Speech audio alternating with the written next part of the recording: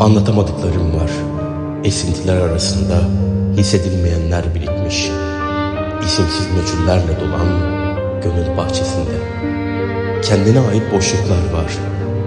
Ben size anlatmayı denedikçe bilinçsiz benlik oluşur cümlelerimde. Her anı kendine uyarlar insan. Önce içinde yaşar, sonra dışa vurur. Bir nevi kötülüktür ama suçu değildir. Evrenden başlayıp dağılıyordu her birimize. İyilik, kötülük gibi. Bir gün diyorduk o acizane ömrümüze. Bir gün belirsiz, sonsuza odaklı. Yani iyilik aslında hiçbir zaman kötülüğü yenemezdi. Hani diyelim bu yüzyıllardır süren söylenti doğru ve bir gün iyilik kötülüğü yenmek için eyleme geçti. Kötülüğü yok etmek değil mi amaç? Yani nedensiz değil. Yani yok etmek